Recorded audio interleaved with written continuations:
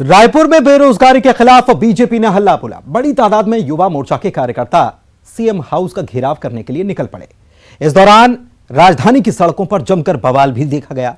BJP कार्यकर्ताओं ने कई जगह बैरिकेड्स तोड़े और जमकर नारेबाजी की। इस दौरान 300 बीजेपी कार्यकर्ताओं को हिरासत में भी लिया गया, जिसके बाद प्रदेश अध्यक्ष अरुण साव और युवा मोर्चा के राष्ट्रीय अध्यक्ष तेजस्वी सूर्या धरने पर बैठे। धरने के बाद तेजस्वी सूर्या ने आंदोलन खत्म करने की घोषणा कर दी।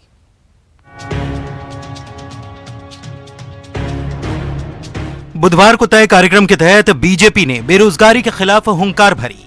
बड़ी संख्या में पार्टी के युवा मोर्चा के कार्यकर्ता राजधानी की सड़कों पर उतर गए।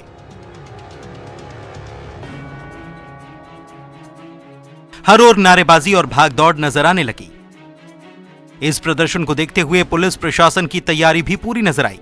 जगह जगह बैरिकेडिंग और सीएम हाउस के रास्ते में टीन की चादर से बनी दीवार खड़ी कर दी गई थी, लेकिन युवा मोर्चा के कार्यकर्ताओं ने बैरिकेडिंग तोड़ने की पूरी कोशिश की।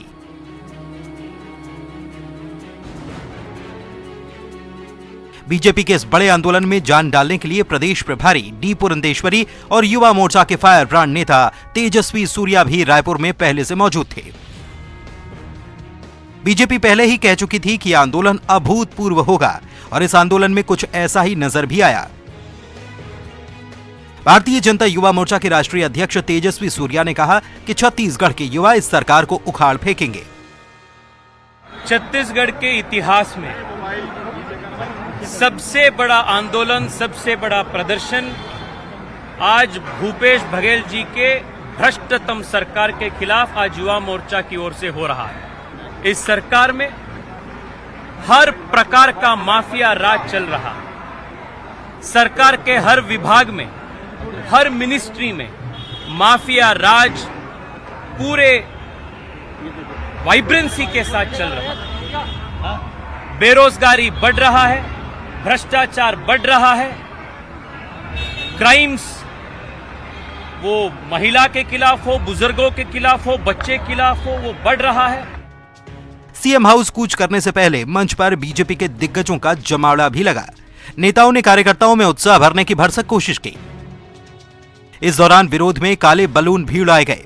प्रदर्शन के दौरान कई बार पुलिस और बीजेपी कार्यकर्ताओं में झड़प की स्थिति बन गई। उधर बीजेपी के आंदोलन को लेकर कांग्रेस ने भी जोरदार हमला बोला। कांग्रेस का दावा कि रमन सरकार में 22% बेरोजगार थे और अब 0.6% बेरोजगार हैं। कांग्रेस आंकड़ों के दम पर बीजेपी के आंदोलन की हवा निकालने की कोशिश में लगी रही। कांग्रेस का कहना है कि छत्तीसगढ़ में सबसे कम 0.6% बेरोजगारी है।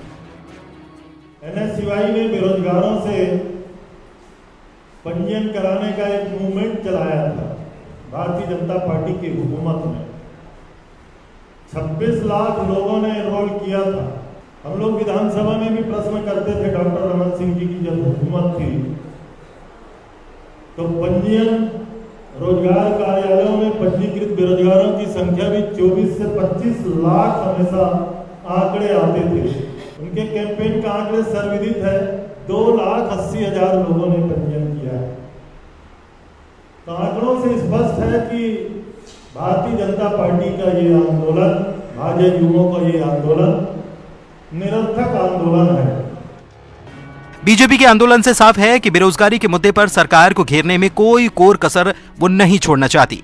खास बात यह है कि छत्तीसगढ़ में बीते 3.5 साल में बीजेपी ने इतना बड़ा प्रदर्शन नहीं किया है, लेकिन प्रदेश अध्यक्ष और नेता प्रतिपक्ष दोनों को 1 महीने के भीतर बदल देना और उसके ठीक बाद राजधानी में हल्ला बोल, ये साफ संकेत है कि बीजेपी 2023 विधानसभा चुनाव के लिए मैदानी लड़ाई आक्रामकता से लड़ने के लिए तैयार है।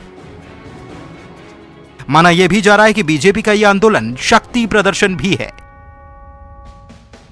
पार्टी यह संदेश देना चाहती है कि जमीन पर बीजेपी को कमजोर समझना कांग्रेस की भूल है। अवधेश मिश्रा और देवव्रत भगत के साथ ब्यूरो रिपोर्ट, न्यूज़ 18।